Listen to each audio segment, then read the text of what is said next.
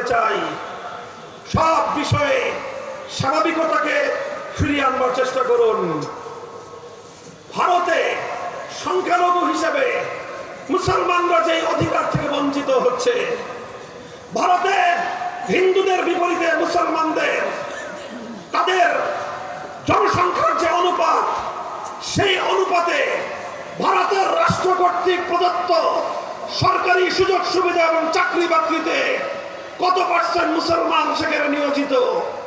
আর পক্ষান্তরে বাংলাদেশে সংখ্যালঘু হিন্দু ধর্মাবলম্বীদের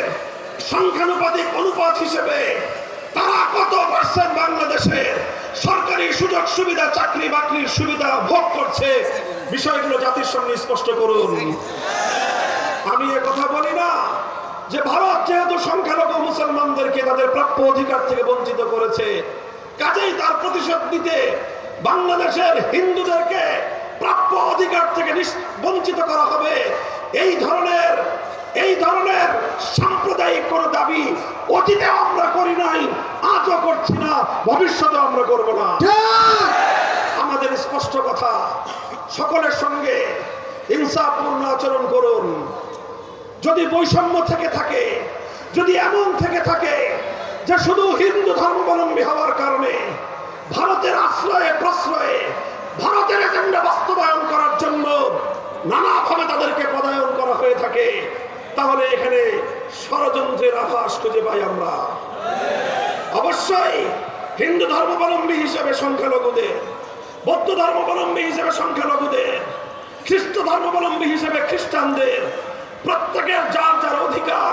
নিশ্চিত করা হবে। এমনকি আমি এটাও বলি, সংখ্যালঘু হিসেবে মুসলিমদের থেকে তাদেরকে কিছুটা নিরাপত্তা এবং সুযোগ সুবিধা বেশি দেওয়া হোক, এতে আমরা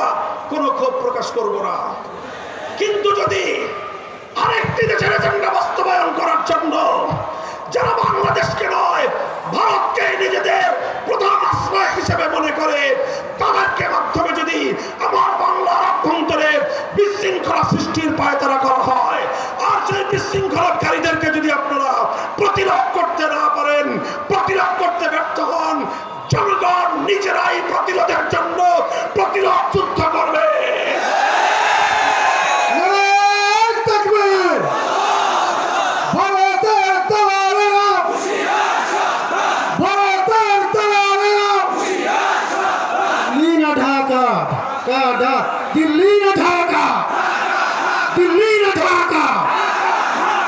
সংগ্রামী সাথী ও বন্ধুগণ,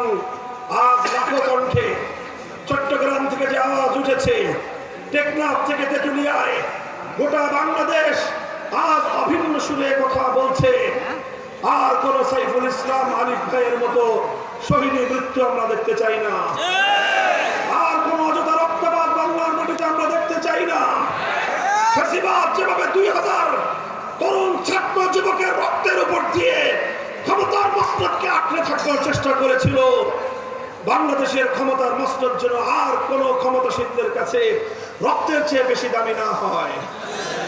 আমরা ভবিষ্যৎ সকল রাষ্ট্রীয় কর্মধারদেরকে স্পষ্ট বার্তা দিয়ে দিতে চাই, জনগণের জানমাল ইজ্জত আবরু তাদের জীবনের নিরাপত্তাকে